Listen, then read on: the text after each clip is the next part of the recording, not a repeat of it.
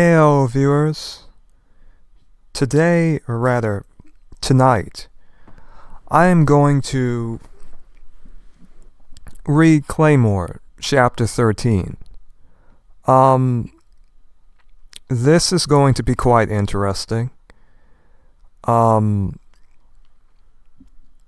are some particular things that I'm going to talk about that have to do with culture, complexion, hair. This is going to be very interesting, so let us begin without further ado. So once again, the character who is the protagonist in this chapter is Teresa of the Faint Smile, the woman who likes to kill people with a smile on her face. Okay. Let me get started. I always thought my best feature was my long black hair. But the people I trusted sold me to the organization, and on that day I lost everything, to die as a beggar or become a tool of the organization. I didn't have much choice. Which this organization, to be entirely honest, even when I had read the entirety of this manga, there was a lot I did not understand about it. The relationship that the villagers and townspeople have with the organization is one that is quite strange. But the organization basically is sort of involved in the lives of all of the people who live in this particular region, this particular area, in which these Yoma happen to reside and attack people in. Which is another reason why I did a lot of commentary in my last episode about the fact, well, these townspeople and villagers have been dealing with these organization people for a very long time.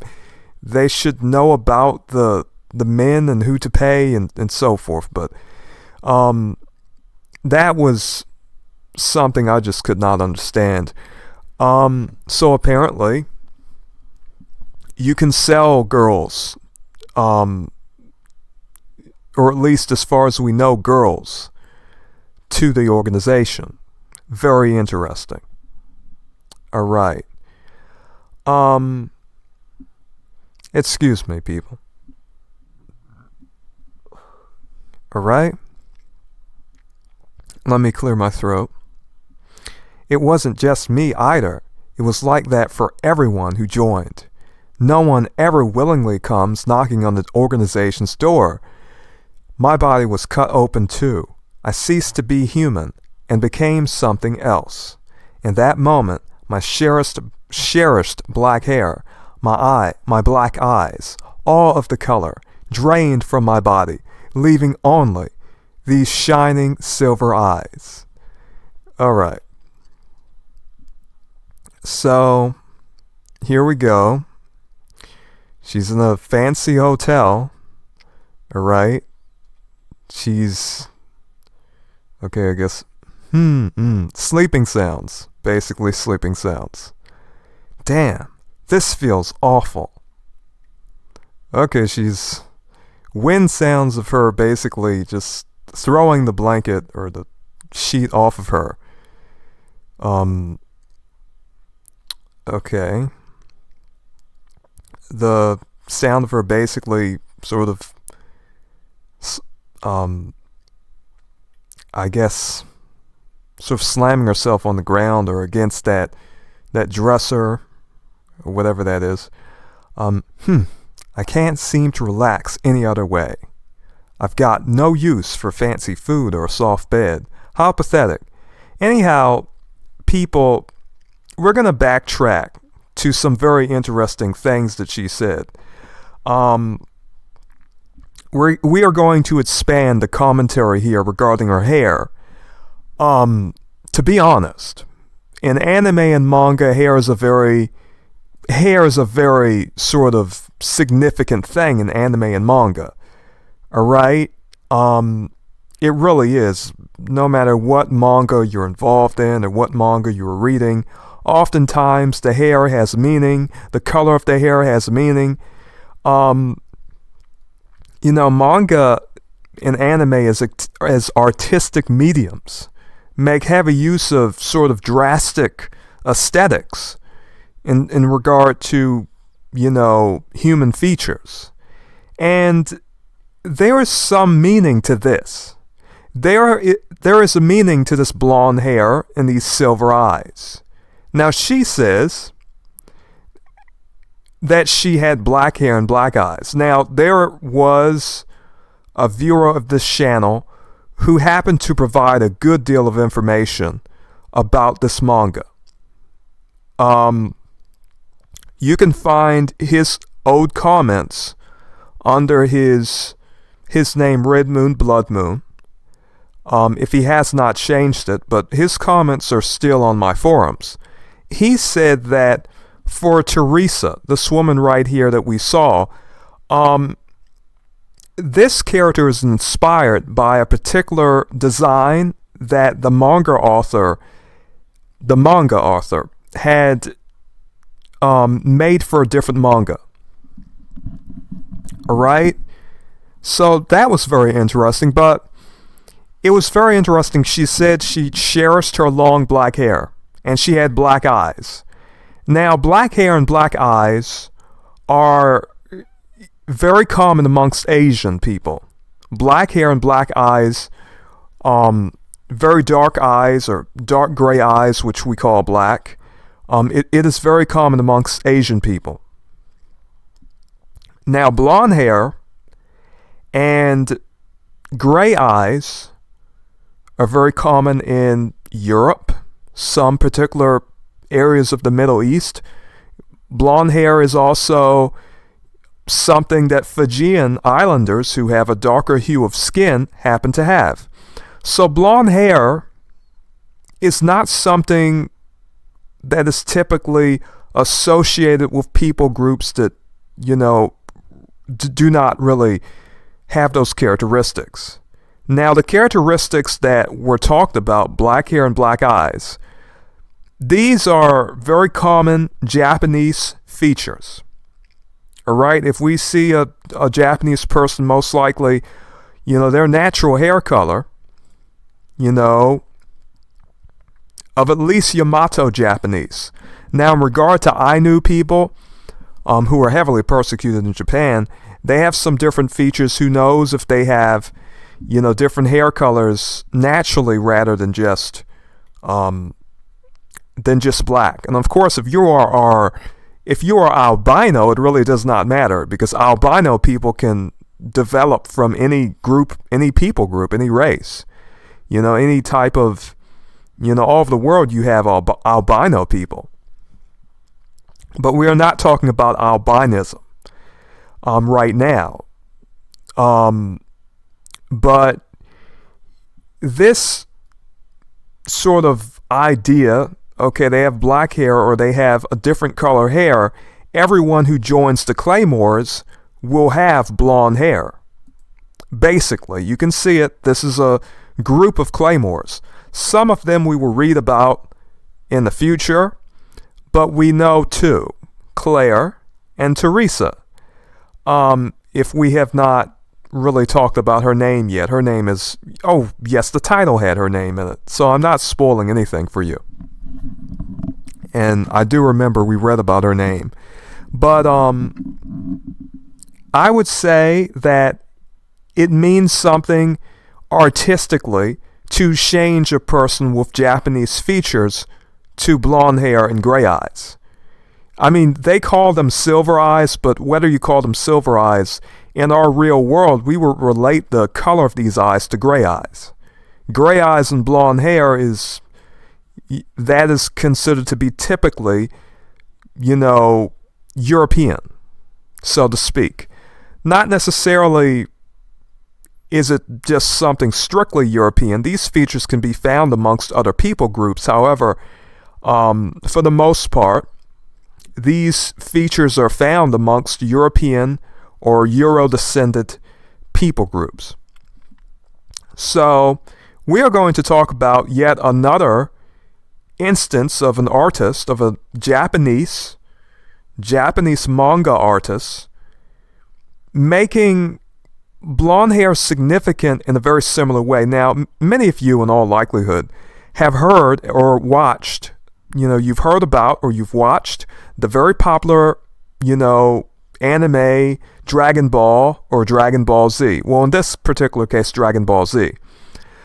In Dragon Ball Z, there were Saiyans, a particular race of people who came from a different planet, who, for whatever reason, were able to become Super Saiyans. And when they became a Super Saiyan, basically this type of super, this type of super evolution of their race, a person who had black hair and black eyes, or dark colored eyes, whether they're brown or, darker colored, these people would be able to transform into blonde-haired, green-eyed people, basically. Now, in the later iterations of the series, in Dragon Ball Super, which most people do not like very much anyhow, and Dragon Ball GT, there were different transformations. However, for Dragon Ball Z, which was the most liked entry of the series, of the Dragon Ball series, blonde hair. Blonde hair was something very important. Blonde hair basically defined evolution. The highest state of the Saiyan race, the warrior race, was blonde hair and basically green eyes. Now, this has a racial, or rather, not necessarily a racial, but the sort of change in the complexion of the hair. We do not relate this to Japanese people, we relate it to Europeans. So obviously, if you were to take those implications that the narrative has, and you think about them, well, what implication could that have? What does this symbolize? He had black hair, and now he has blonde hair. He had black eyes or dark brown eyes, and now he has green eyes. His features have become European. In other words, a Japanese manga author created Dragon Ball. Many of the characters have, many of the protagonist characters, especially whether you're talking about Goku, Yamcha, characters like this. Obviously, they have what we would consider Japanese features. Of course, there were different colors of hair in Dragon Ball and Dragon Ball Z as well. However, Goku was a man with black hair. The manga author, Toriyama, he's Japanese, he has black hair, dark eyes, just like many Japanese people. Now, for whatever reason, in Dragon Ball Z, a man with, black hair is able to sort of ascend to getting blonde hair. Now, this is Super Saiyan God and a few other different things, but in Dragon Ball Z, a Dragon Ball Z Super Saiyan simply had blonde hair. Now, it took years for GT and Dragon Ball Super to come out. So this is what many of us saw during our childhood. We did not see the blue hair or the red hair. This is what it originally was. If you became a Super Saiyan, you had blonde hair. Only later did the blue and the red hair came. So the original idea was for them to power up, evolve, and get blonde hair. Now, basically, it is almost as though these features are representing something higher. And obviously, the features are European. Now, this is contrasted with how they display what we may consider to be black, characteristics. The understanding that there is racism in Dragon Ball Z was a very old understanding, and it was well known. Many of us saw how they drew the lips and how they made a mockery of thick, full lips. Even though you can find some Japanese people who have, thick lips as well as broad, wide noses, just like many, Black American people, Black Africans, and many other individuals. Now, to be entirely honest, it is very, very interesting how Japanese media happens to treat European, or at least, the characteristics of beige Europeans, Black Africans, Black Americans, and many other Black people groups. Oftentimes you see a preference for European features, or European features sort of represent something higher than what is normal. So here in Claymore, we have the same thing. At one point in time, Teresa was a woman with long black hair. She thought it was a great feature. Now Teresa is a blonde-haired woman with silver eyes, who will kill, a being that is apparently a monster with a smile. All right? So she kills with a smile now. At one point in time, she had black hair and probably lived a more normal life. But the idea that we see in Claymore, the idea that we see in Dragon Ball Z, is that blonde hair is an example of one ascending. There was a time when you looked like a typical Japanese person, and now you look more like a European, and you are better than you once were. You have more power, you have more strength. Some of you, peradventure, know where I'm going and what I'm going to talk about next. So Toriyama has this history. But, in regard to the Claymore author, I'm not saying that the Claymore author is racist, but I am saying that the Claymore author is indicating that he thinks very highly of these European characteristics. And for whatever reason, an emphasis is put upon them. Now, oftentimes, people who have who have received even radiation treatments, some of them have lost color in their hair and it becomes white. So if radiation is causing the hair to lighten, so if we're talking, for example, about particular energy that is being sort of somehow infused into the body, there are people who receive radiation treatments who have literally lost color in their hair. Some people with black hair, their hair becomes white. So obviously, if you lose pigment in your hair, why would it not become white? Why is it blonde? It is just like, it is very strange. But for whatever reason, the artist decided, I want these women to all have blonde hair. And that is very interesting. So, in Japan, they were allies of Axis Germany, or at least the Japanese nation. Japan as a nation was an ally of Axis Germany.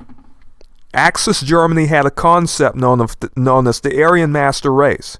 So basically, this idea comes from a religion known as Theosophy, created by Helena Petrovna Blavatsky, a Russian woman, who had the idea that there are certain root races, and that Aryan people are superior people, and that most Europeans, come from the Aryan race and are superior to other groups of people. So, basically the Germans took this word, they claimed the Aryan race was superior to other races, and for them, we have a German teacher. He's singling out a child with Aryan features. Now you can see that the child has blonde hair. They look for blue eyes. They look for gray eyes. They look for colored eyes. Why do they look for colored eyes of blue and gray and green? It all has to do with a sort of understanding of aesthetics. In other words, the theosophical idea that Helena Blavatsky had was that there are a race of people, the Aryans, who are a light race. Their skin is lighter. Their eyes are lighter. They're not dark. There was the New Age idea, because New Age is a term that basically described old theosophical beliefs. New Age and Theosophy are the same type of Weltanschauung, the same type of worldview. Today we call what was once known as Theosophy New Age, but they both are interchangeable terms. The idea was that Aryan people of light hair, people of light eyes, light pigment, basically no pigment or light skin, beige and cream colored skin, are superior to darker peoples.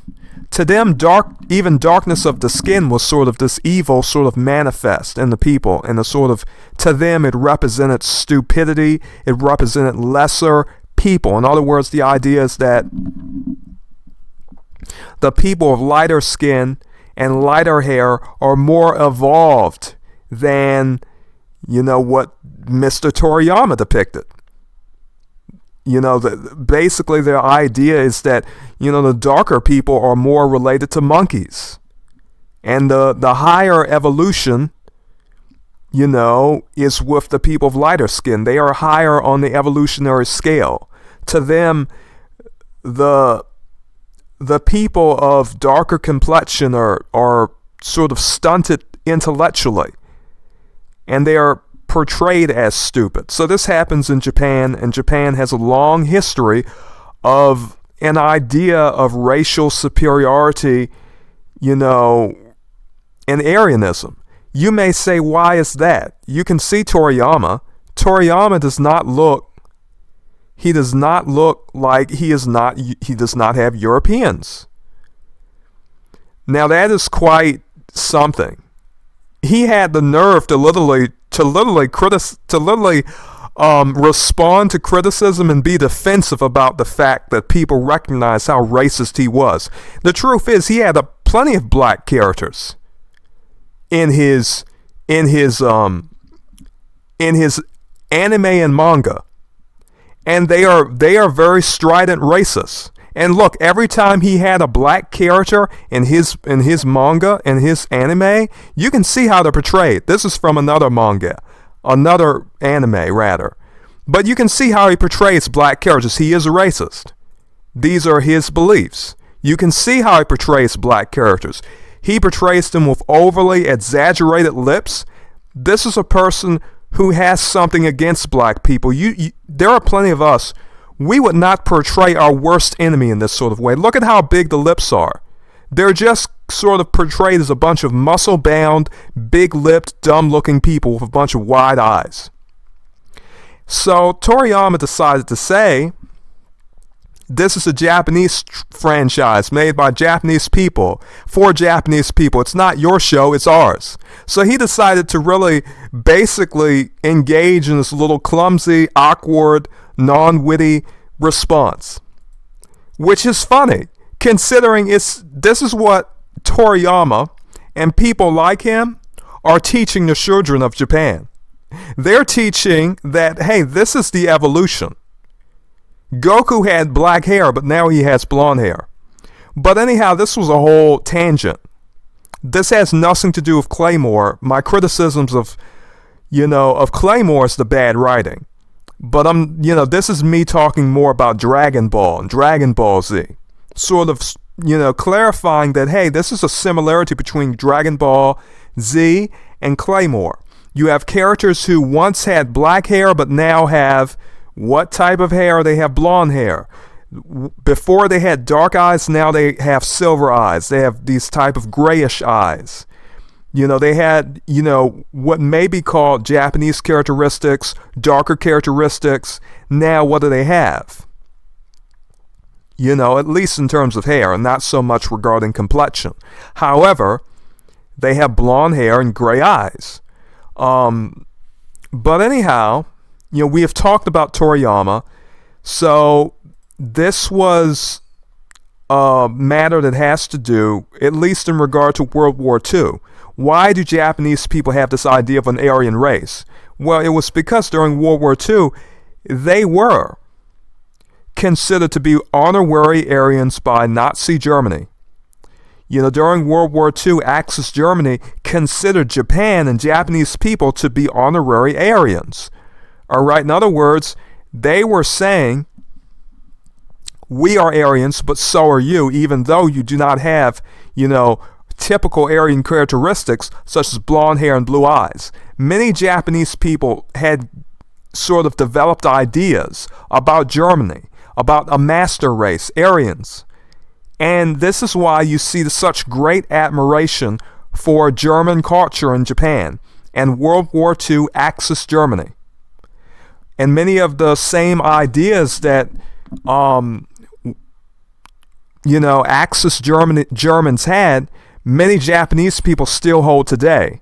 Now, whereas in Germany, many people, they think differently. They don't think about an Aryan race. There are many Japanese people, they hold that idea, as something serious. To them, that is the representation of the perfect man. And I am not lying. Do some research about some of these ideas. So Germans, they practice eugenics. For them, the Aryan, is the new German race. Not necessarily a new German race, but to them, they were superior to darker peoples. They were superior to other peoples. Now, you may say, well, this is showing how she's reminiscing about her black hair. But you see, in Claymore, we're going to read about how these people, all of these Claymores, sort of become comfortable with what they are. Now, the regular people are not going to be portrayed very favorably, and we have seen that they are not portrayed very favorably. They are portrayed as stupid. Anyhow, let us continue, because this all is showing us about her transformation, about who she is, about her demeanor, about the power she has as this new, blonde-haired, silver-eyed woman. She was once a woman with dark hair. She was once a woman with dark eyes, having, typical Japanese characteristics, so to speak. But now, she has powers that she never had before. Even though she was abducted, she is different. She has changed. Okay. Damn, this feels awful. Okay, I've already read that. So knock knock. Miss Teresa, your dinner is ready. So, okay, slashing through the door sounds. And this dude, that really surprised him. Sorry, but I'm off. I won't be needing a room or board. Oh, okay. Looks like the silver-eyed witch is leaving. That was quick. I thought she would at least stay the night. Okay, I guess that's running sounds. Miss Teresa, this is the money we collected for killing the Yoma. It's all we have. I don't need it. Not that pitiful sum, eh? The request for a claymore came from another village, not yours. If you had made a proper request, it would have cost 10 times that. And since there were 7 Yoma, the cost would have been 7 times more. Oh. Okay, I am so sick. Let me just say it. Those of you who saw my earlier video about this exchange, the sort of payment exchange, because you see, they show the villagers as a competent. I'm surprised that this particular page did not have, what she usually says, oh, don't pay me, pay the man in black. And then she has to break it down to the villager. Oh, you are not supposed to pay me. You are supposed to pay the man in black. Okay, people do not, and I must not be the only one who thought these exchanges were redundant. Because really talking, the villagers should know how to do business with these claymores. They've been doing business with these claymores for years. You already know you're not supposed to pay the girl. You're supposed to pay the man in black who comes after the girl. Because, every village deals with Yoma. They all call the claymores to come deal with the Yoma. But she didn't say, she didn't say her usual line, oh, don't pay me. I don't need the money. Pay the man in black. Oh my goodness, this is ridiculous. Okay. Let's continue. Alright, the little girl is here. She's tugging on the cape of the Claymore.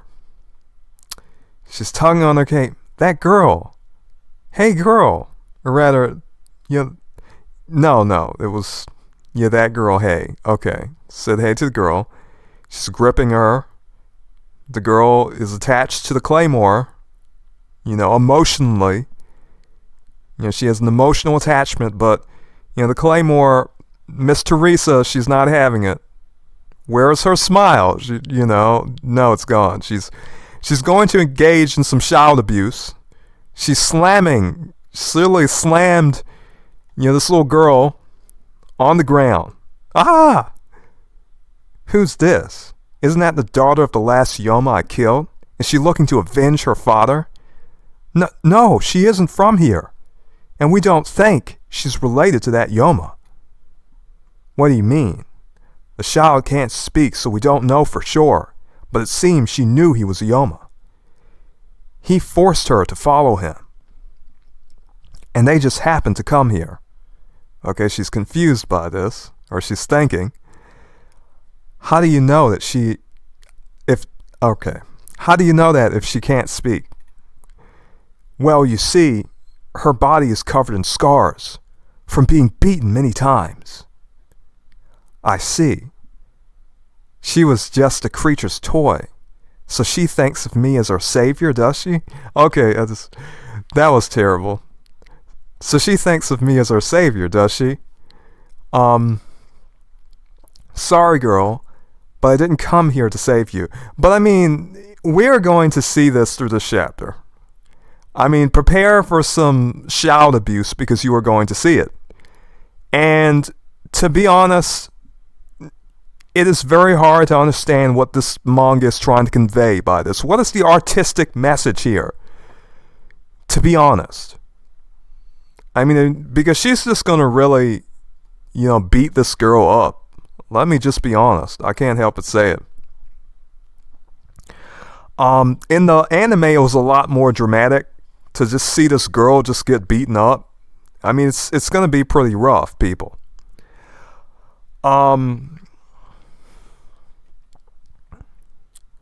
Okay. Sorry, girl, but I didn't come here to save you. Killing Yoma is just my job. Don't misunderstand. Okay, she's really attached to her. She's clinging to her leg. Hey, what are you doing? Okay, and she's beating her up. I think the idea is to make the Claymores seem as though they cannot deal with human interaction, or at least Teresa. Make it seem like, and this was not done well, psychologically. They're trying to express to us the psychology of the Claymore, but the way it is done in a very clumsy manner. It is not, and not to mention the fact that the villagers are showed as cowards all throughout the series. Cowards. You have a little girl who's being beaten about, and they make the villagers just seem useless. Because logically, what would be interesting if some of the villagers started a fight with Teresa and said, hey, what are you doing treating this girl this way? Yes, we know you're doing your job, but you don't come here and beat up little girls.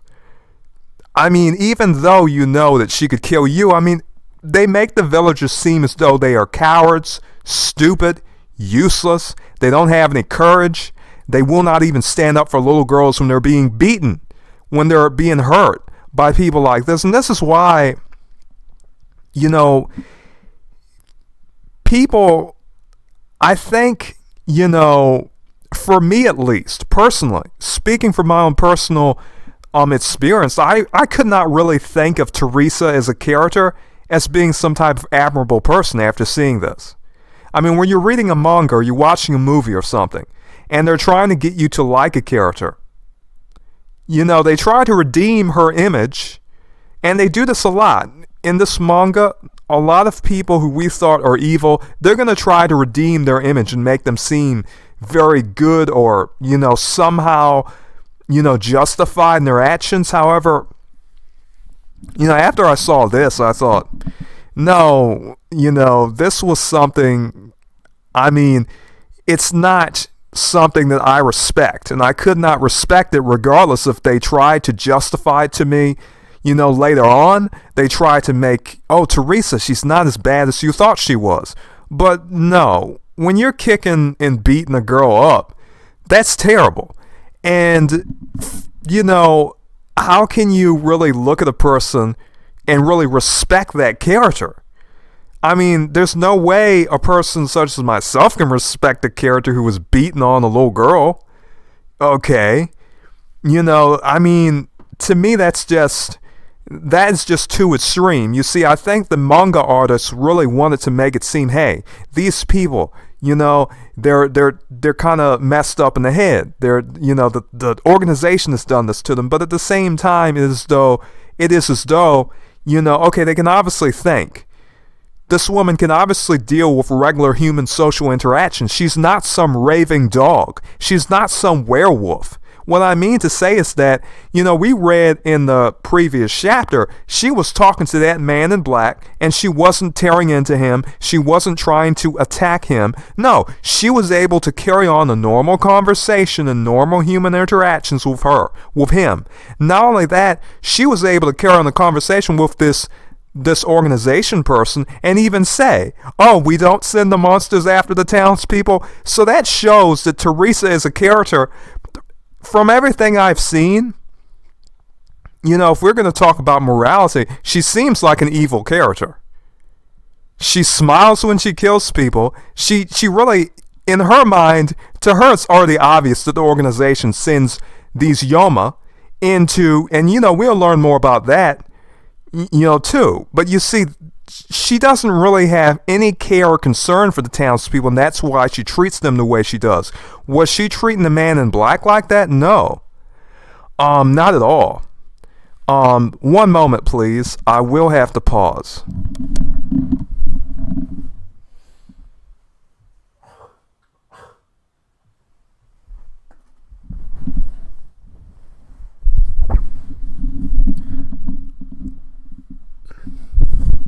Okay.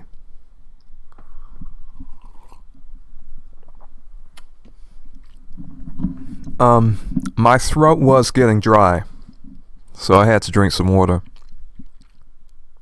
But anyhow, this idea that she cannot carry on normal human social interactions, that she's so messed up in the head that she can't really deal with people. Well, we can see that she, in the previous chapter, she's able to, to me, it does not, it comes off pretty forced. To me, this seems like artificial, and as though it's artificially implanted in the story. Oh, look at how vicious she is. And I'm just thinking, to me, even today, this scene makes no sense. Rather, in the previous chapter, she's smiling, she's saying, aye, aye, Captain, and all of that stuff, and now you're beating up a little girl. She's getting along with the man in black, but with the townspeople, it's just completely different. And it's, you will see this. And throughout the whole manga, and especially if you watch the anime, because I would say the anime was done quite well. But,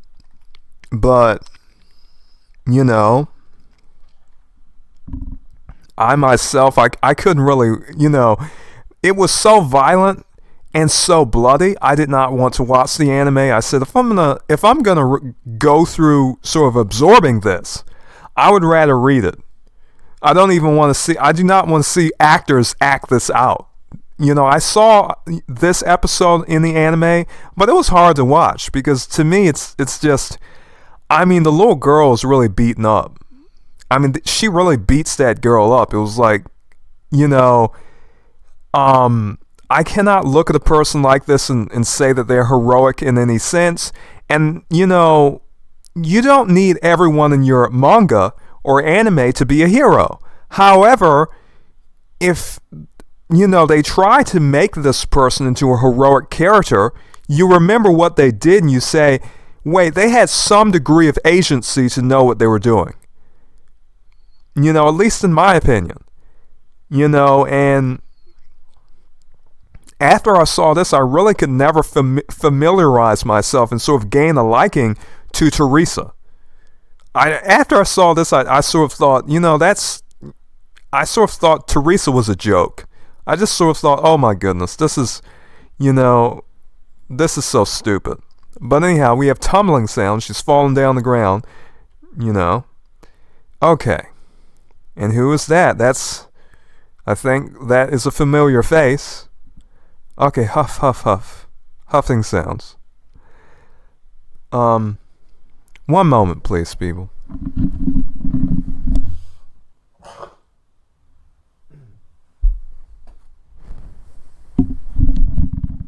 Excuse me, I had to clear my throat. Okay. What's with her? Is she touched in the head?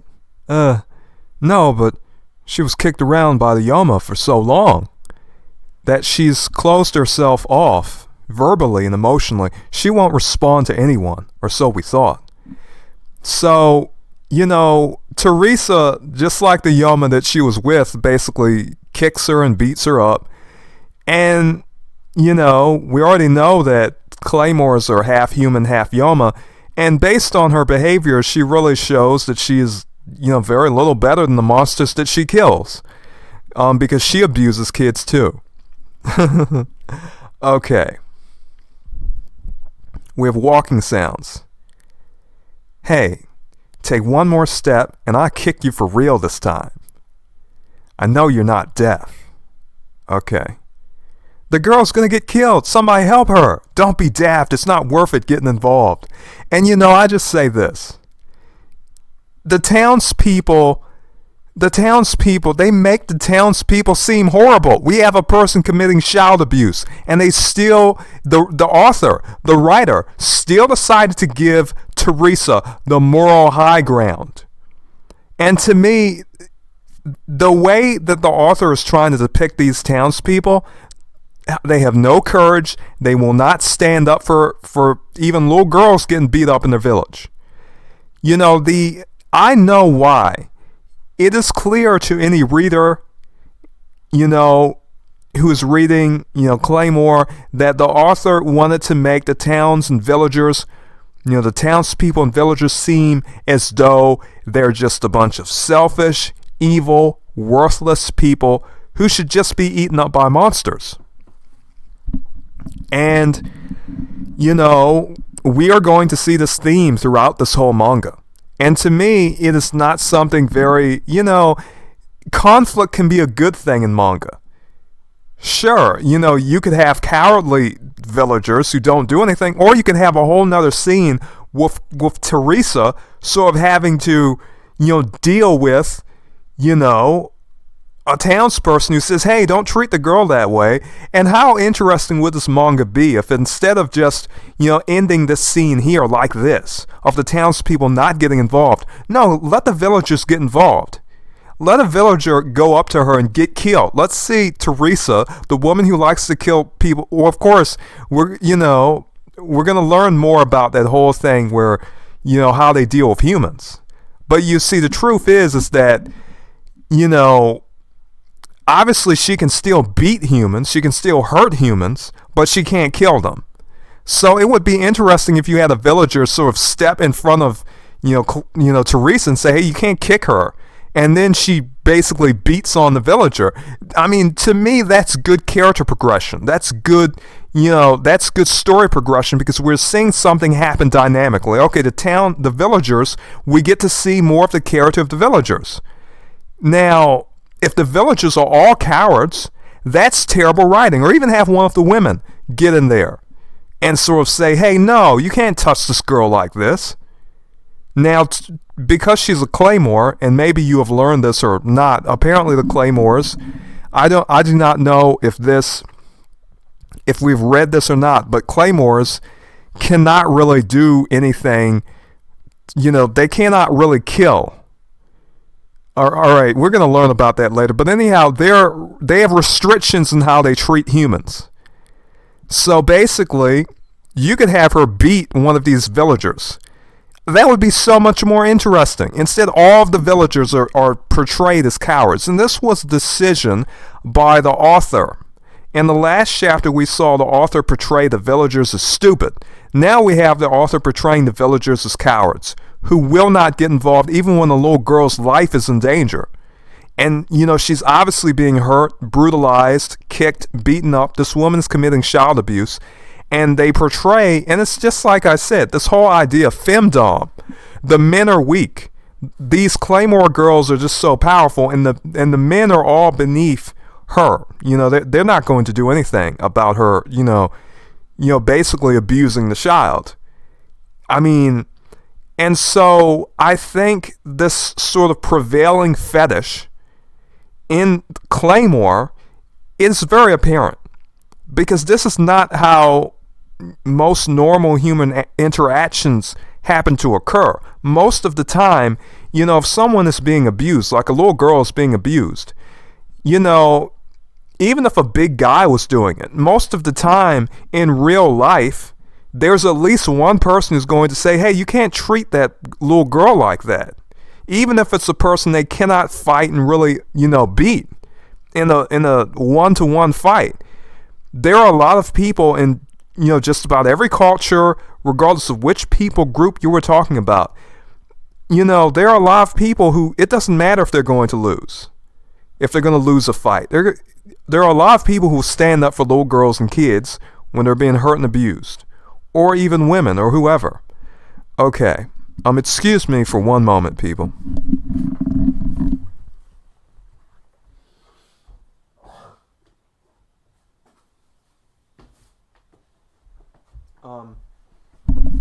I really do apologize for the pauses. Very sorry for that. Okay. So anyhow, throughout this whole manga, and I'm not spoiling anything by saying it, you are not going to see the villagers. Or at least, you'll see maybe a handful of regular humans show some courage. Most of the villagers act like they cannot do anything. And, this is the idea. I mean, right now with Teresa, basically any chapter she's in is like femdom.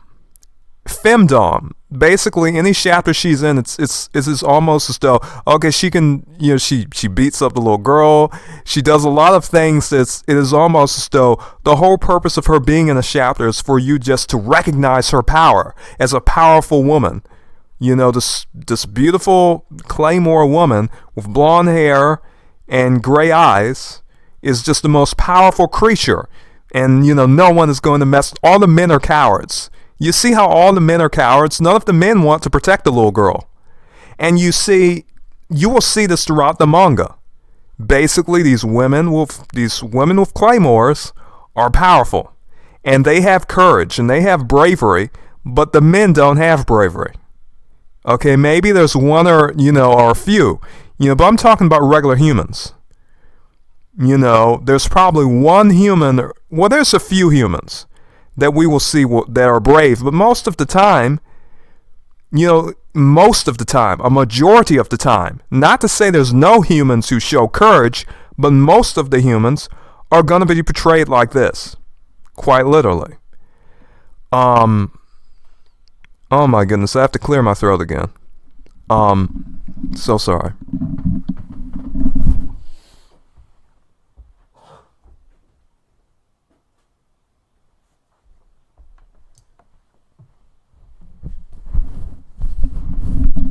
Okay, that is the obvious problem of doing these videos without edits.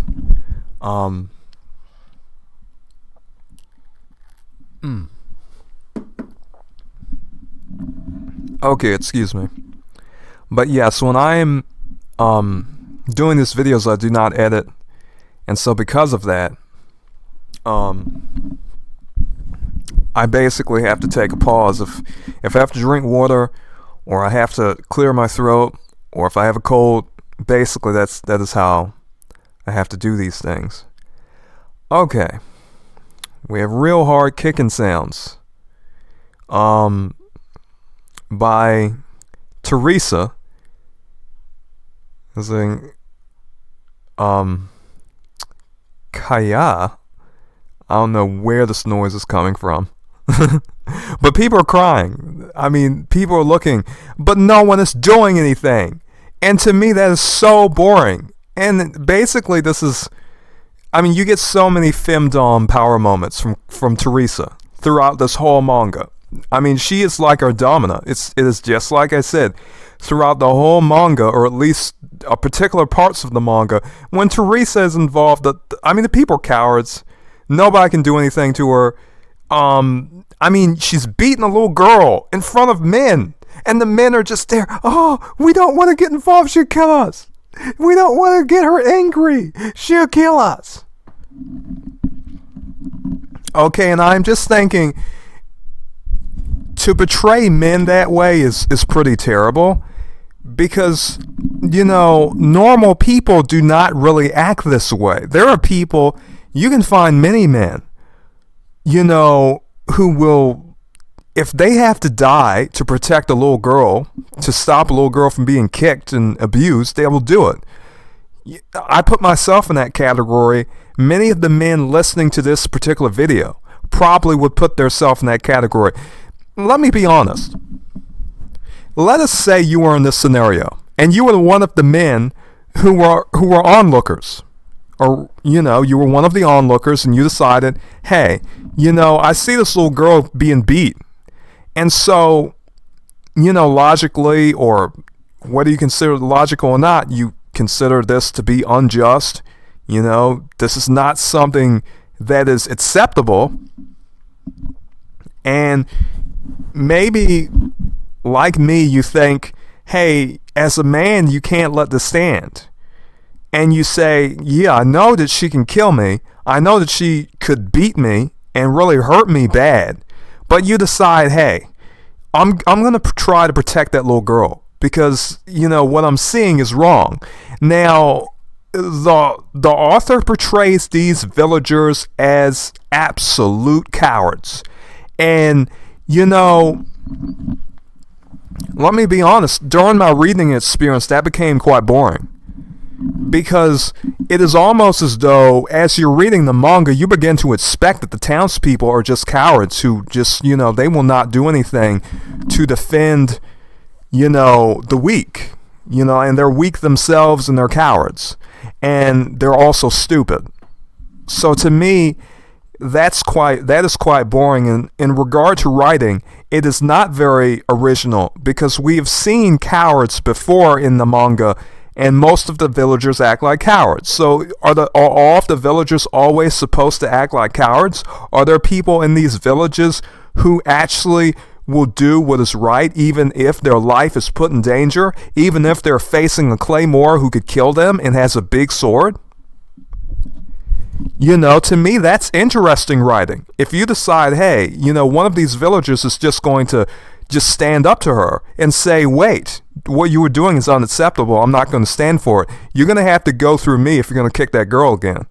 Why don't you kick me or beat me up instead of her? That would be something. But you see, the artist, the manga artist, has encountered a problem in his writing, in my opinion. He is trying to express the power of Teresa. It's just like in the earlier chapters, he was trying to express the power of Claire. But in his effort to really express the power of these Claymore girls, what he has done is that basically it doesn't, you know, he has defied logic. He has defied, you know, reasonable behavior. You know, the reasonable behavior of the characters. I mean, this is not something you expect from men. This is not something you expect from normal people. Not this level of cowardice. These people are especially cowardly, and that does not make sense. You know, when you write characters, you try to write something somewhat realistic. You know, because if the characters act in a somewhat realistic manner, we can relate to them. We cannot relate to men who basically stand by as little girls are beaten before them, and many of us cannot relate to women who beat up little girls. Okay? Many of us cannot relate to that. So, what the author has done is he has failed in two ways, at least in my opinion, because I cannot respect Teresa, nor can I respect the villagers. I cannot relate to them. And in writing a story, it's very important that you make someone, some characters you should be able to relate to. Okay? Now, Teresa is not a relatable protagonist because, even if you were using your logic to understand her actions and behaviors, you cannot respect it, nor can you really understand it that much. Okay? And you cannot understand the actions of the other characters either. So it makes for very bad writing that seems to be using some different type of logic. This is a different type of thinking. Okay? In my opinion. I thought it read pretty bad. I really, this chapter was pretty... I think it was written for shock value. I think it was written for the sort of purpose of really sort of surprising you with the violence and brutality of Teresa. She's your domina, she's laying out that femdom, even on the little girls. She doesn't care. She's killing the Yoma with a smile on her face. Okay, she is our boss bitch. To be honest, she is the masochistic dream, in a sense. Or at least that is how it is expressed in these chapters with her in it.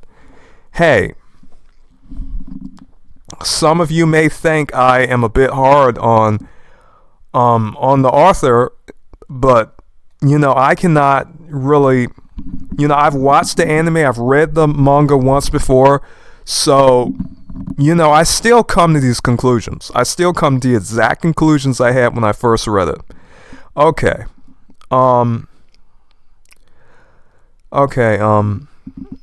One moment, please.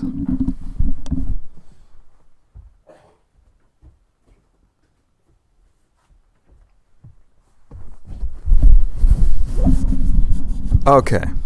Very sorry for the delay. Oh my goodness.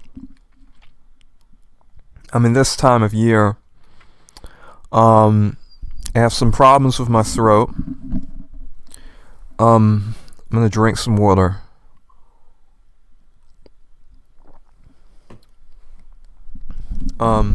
Excuse me.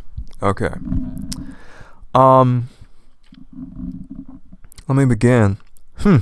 You're wasting my time. I don't think the last Yoma was part of the request, but I won't charge anything since I did as I pleased.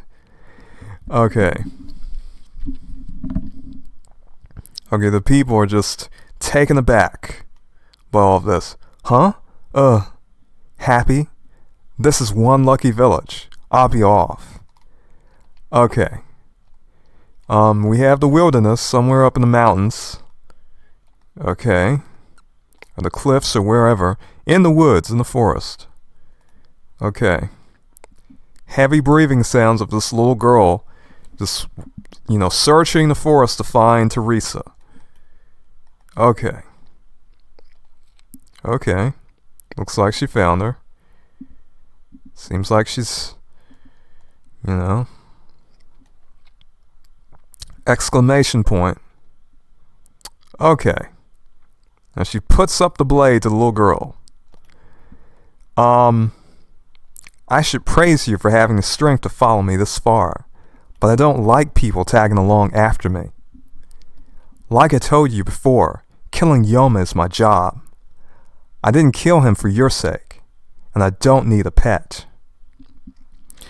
Oh my goodness. But to me, oh my goodness, this just does not read well. I will at least, you see, what I think this chapter what would have justified this level of brutality would be sort of some courage from the townspeople, from the villagers. To me, that would have gotten me to like maybe Teresa a bit more. But you see, you need contrast in your story. You really do, in my opinion. I mean, if you have this many characters, if you have this many people interacting with one another, I mean, I don't know. I mean, oh my goodness. I mean, it's pretty hard to, you know, I mean, you're talking about making a little girl your pet. I mean, it's not as though she does not have memories from when she, you know, had black hair. I mean, she has some level of social skills. So the way they try to portray the Claymores as being just sort of inhuman, you know, type of, you know, people who are just absolutely crazy. It's like you're talking to a berserker. You know, that excuse does not fly. It just does not to me. Okay, let me continue. Oh my goodness. Would you prefer I end it all right here? Okay. And we have some person who's come to attack the women. A Yoma, it can't be. I didn't feel. Okay, it's not a Yoma. Grr. You. Ah. Okay. Is he human? Okay, they stole the little girl. And she cut his arm off. Gah! Gah! Alright. This is bad. Ah. Okay. So this guy tried to steal the girl. He gets his arm cut off. It's a Claymore. A silver-eyed witch. Bandits, eh?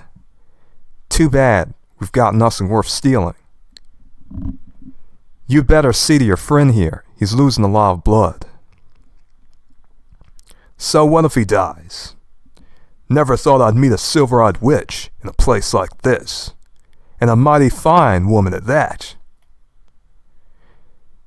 Careful, boss.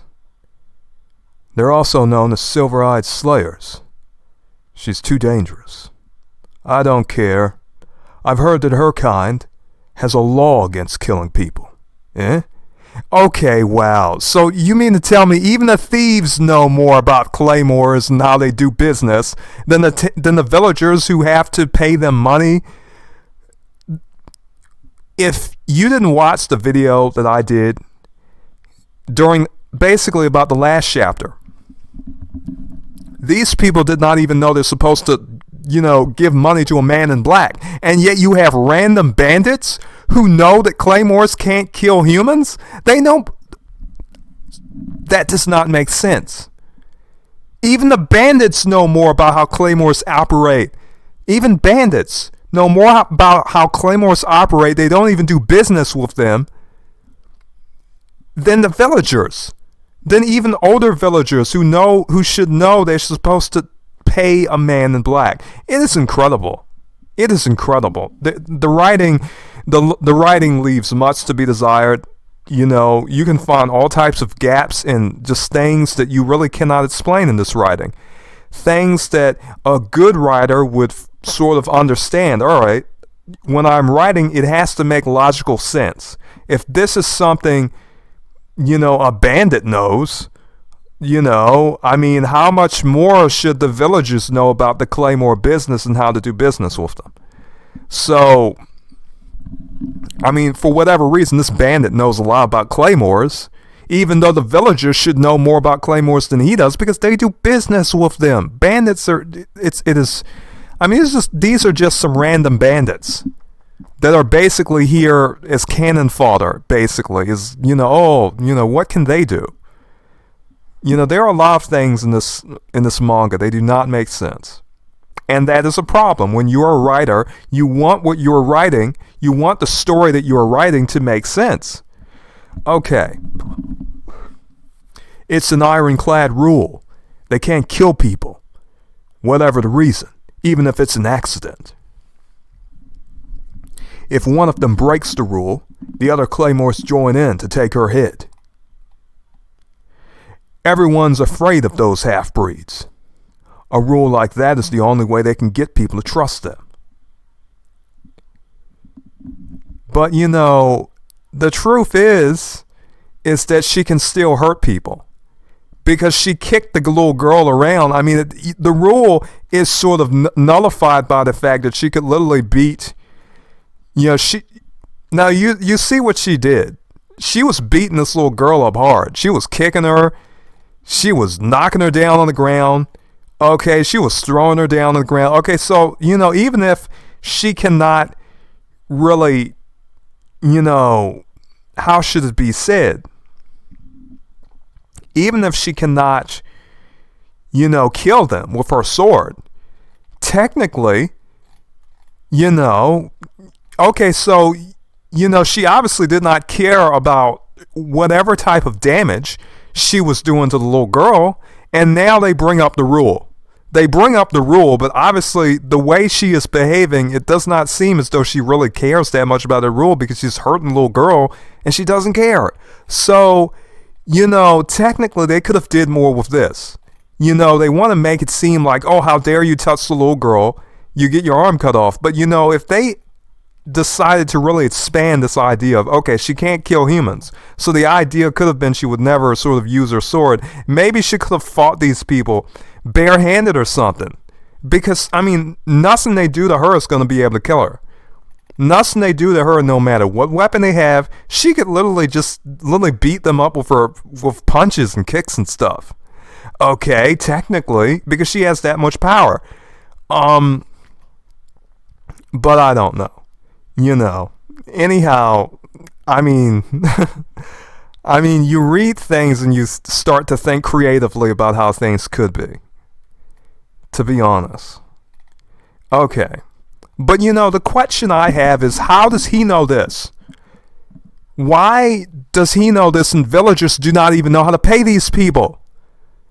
And they do not even know that there are men in black. If you know about the fact that they have a rule, I bet this bandit knows about the men in black. This bandit knows a lot about claymores if he knows that is an ironclad rule.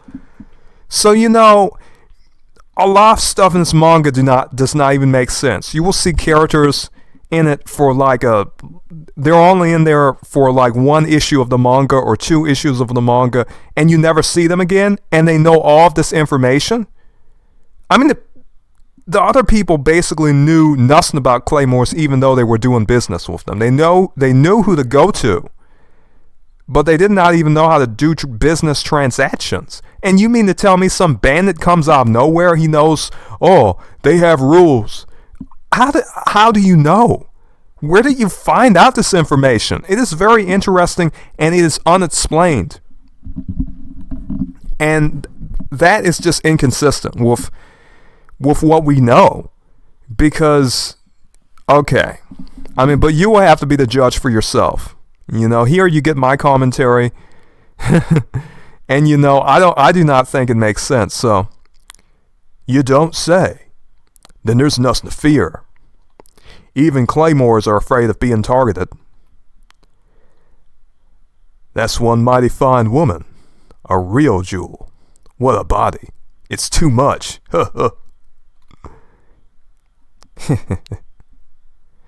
Is that what you had in mind? If you had said so from the start, I would have resisted. I wouldn't have resisted. Okay. And the whole thing is that, okay,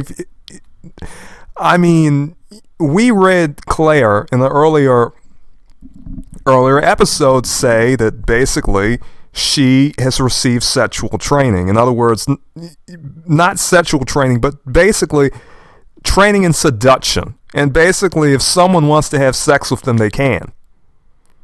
They can have sex with them. And so Claire, in proper sort of hentai, anime, Japanese pervy fashion, says to Rocky, the little boy, says, hey, if you want to have some sex, we're going to have some sex. And Rocky is like, oh, no, this is a little boy. And I think, hey, that does not say so much about the story, but says more about the author. And because, we're going to see a lot of that we're going to see a lot of child enthusiasm, a lot of sexual stuff involving, minors in this manga. And when you're reading manga, when you're watching anime, hey, you see a lot of that. I mean, but this whole thing, it's just, to me, it's sex appeal done in a way that is just so blatant. I mean, it's just like, okay, they're powerful warriors and they can, they're everything you want. They're dominant, basically. They can kill you with a sword. Apparently, they're beautiful blonde-haired woman, with gray, silver eyes or whatever. They're trained in the art of seduction, so she can seduce you if you want to have sex with her, and that is what helps her get the job done. Apparently, they can. So, sometimes things are just too obvious, too transparent, and just not very interesting. And this is one of those things. It's like, well, of course, of course, they can do that. To me, it's just, as a plot point, it's one of those shocking things that when you read it or see it the first time and you are immature, it sort of has more of an effect on you. Like, wow, that's sexy. That's really hot. When you mature more, if I was like a 12-year-old boy, I would say, wow, oh my goodness, she's so hot. She's, she'll actually take her clothes off for these people. For a lot of geeks, for a lot of, nerdy people, especially when you're like 12 years old, yeah, this means something. But when you're an older person, you're more mature, and this writing does not do anything for you. Okay? This writing doesn't really do much for me. It's like, okay, do we really need this aspect of Teresa's character? We already knew she was a total domina. Okay? She takes pleasure in hurting people. Now we have the sex aspect of her too. For me, this whole manga, I do not care about what others, basically I respect other people's opinions about it. But in my opinion, there are some driving fetishes behind this manga. And, I read things like that sometimes. But, basically in these videos I have to give my commentary. I have to tell you what I think about it. All of this, throughout these whole mangas, I can tell the author has some fetishes. This is hot for him too, as he was writing it and drawing it. And there's nothing wrong with that. But to me, I think seduction and attractiveness and sexual titillation is better when it is done in a less obvious manner. Think, okay, you got a bunch of men around you. It's like, hey, you want me? You can have me, and I'm taking my clothes off in front of you. That's kind of, okay, that's really, to me, that's not as creative as it could be. You could, do something a bit more interesting. I do not know. If you don't mind a body like this, then you can do as you please. Okay, because apparently their bodies are supposed to be messed up, but, this too is a fetish. If some of you really do not think monstrous anatomy is, not fetishized about, look at some of the tentacle hentai, produced in Japan. And look at some of the monstrous, nasty things they have in their hentai, gore hentai and all of that stuff. Not to mention some Western pornography is also very disgusting. But, even this is fetishized. It's like, oh, of course their bodies are messed up, but some people like their bodies to be messed up. But to me, it's just, if you wanted to make a serious warrior, why have scenes like this? They do not really do much to sort of make us, the viewer, sort of respect this character as being a serious, hardened warrior. This is, okay, she's a prostitute and a fighter, okay, she kicks little girls, we're supposed to respect her. Why? It is almost as though, as a writer, you have to ask the question, how do I get, serious readers, how am I supposed to get my readers to relate to this? It's just, to me, what a lot of manga does, not all, but badly written manga, in my opinion, they do things to surprise you over and over again. They do things to sort of make you think, hey, look, I bet you did not expect this. I bet you did not expect she would take her clothes off. You didn't expect that, did you? Ha ha ha ha ha. You didn't expect she would be so cavalier. And basically a male masochistic dream of, this woman who's really sexual, hypersexual, and she can chop you in half with a big sword. And the men are all around like, oh, well, They do a lot of things with men in this manga. They make the men seem like a bunch of, sort of, how should I say, perverted, sort of weak people. There's a big contrast between men and women in this anime and how they in this manga, and how they try to portray men and what men are like. Okay, and then you compare them to the Claymore girls, and the Claymore girls are powerful. They're fearless. That they have everything going on. Okay, and they're sadistic at the same time. Or it really sort of shows these Claymore females to really be powerful, strong women. And the men, whether they're villagers or they are or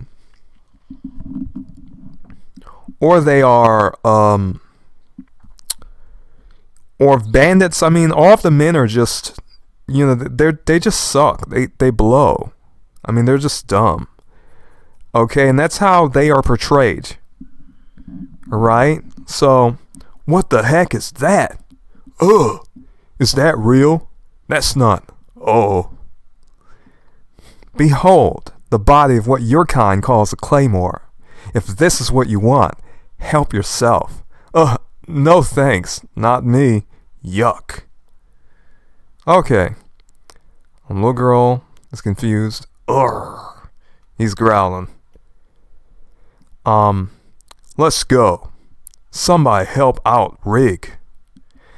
And she's sort of showing, her body off, but it's just, it's almost as though the Claymore girls, it's like they're presented as some sort of superior, really strong being, and all of the men, are sort of weak, cowards. We see that a lot in this manga. We really do. So, hey, I won't forget this witch. Oh, okay. So they're left alone. These bandits, they decide to flee. You had better go too. You're not wanted. Go, get lost. I'm a monster. I can't be your babysitter. Okay. Very interesting. Very interesting. It's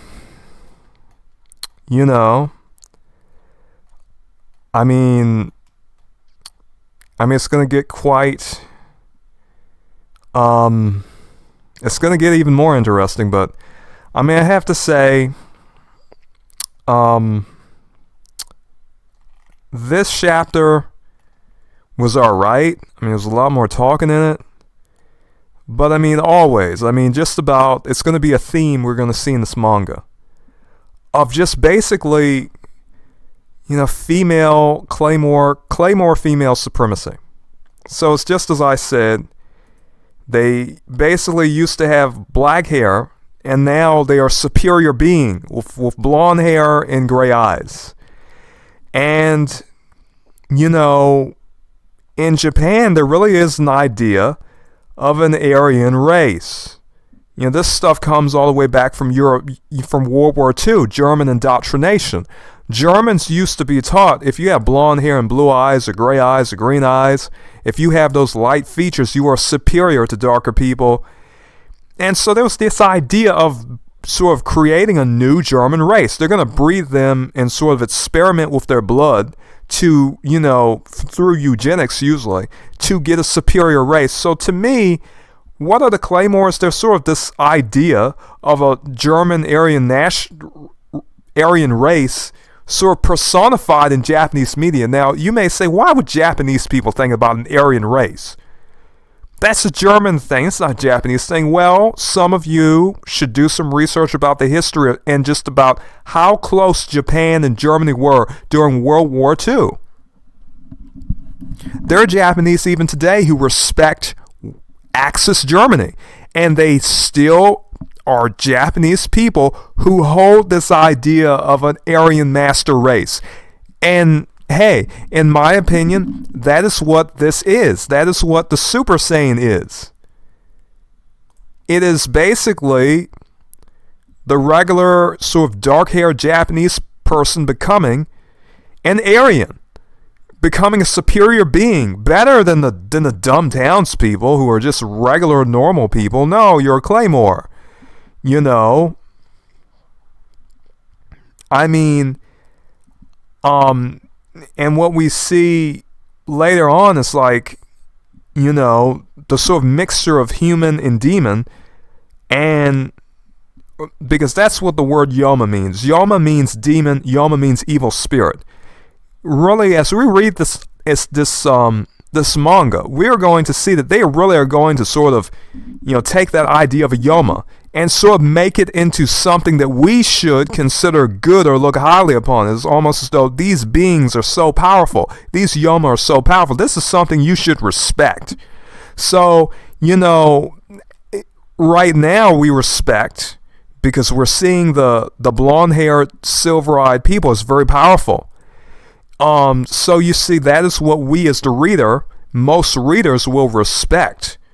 The Claymores, look at them, they're so powerful, these blonde-haired, silver-eyed women. So you really have to ask the question about a lot of these Japanese people,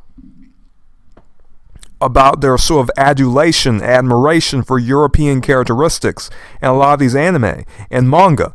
Why is it so that, you know, there is a lack of what may be called Asian features among the characters? You know, you have obvious racism with Mr. Popo. I'm here from Toriyama. Toriyama is a whole different case. And the fact that he thinks that this is a Japanese type of thing, manga and anime, when, you know, the Americans brought that Disney and different cartoon culture to Japan.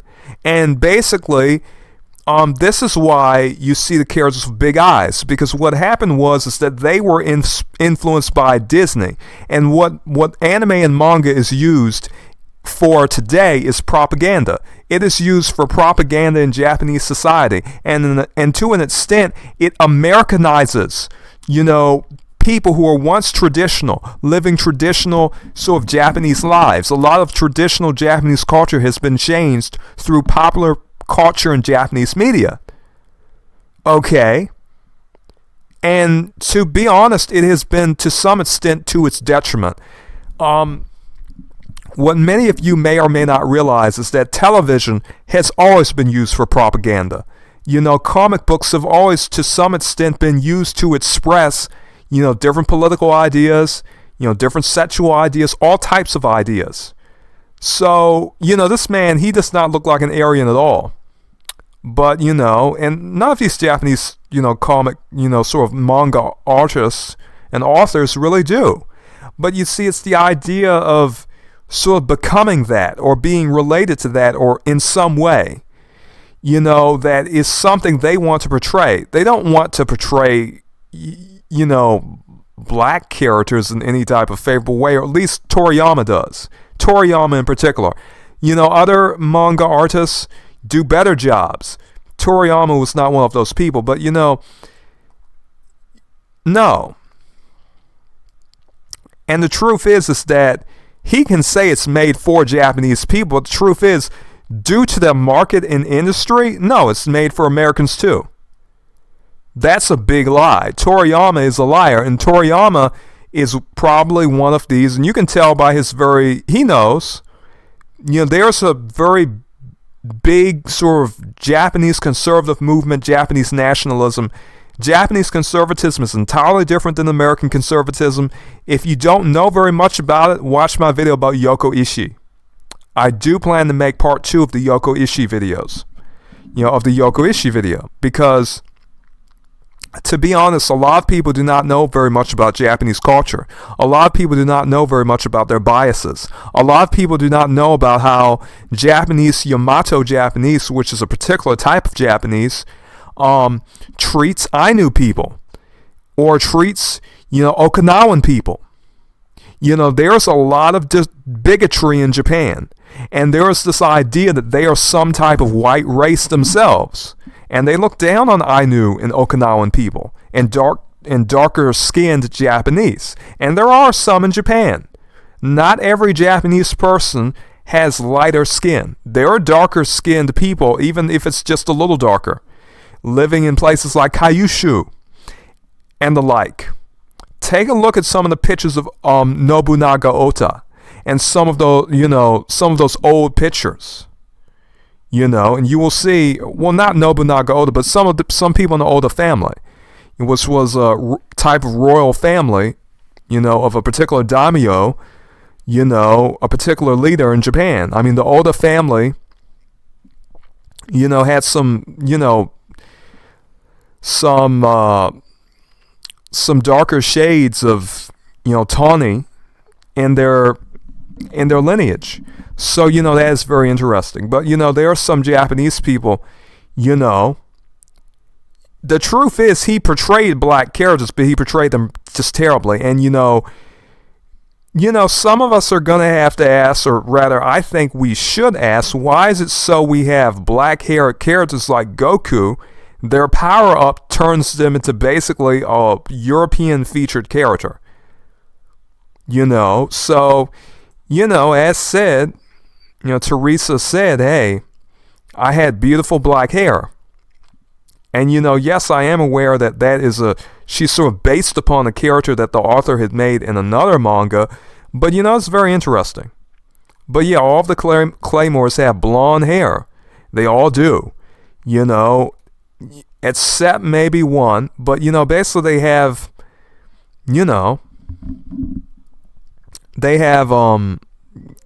that is something that the author really wanted to express, that they have blonde hair. And, this feature is very important to the author.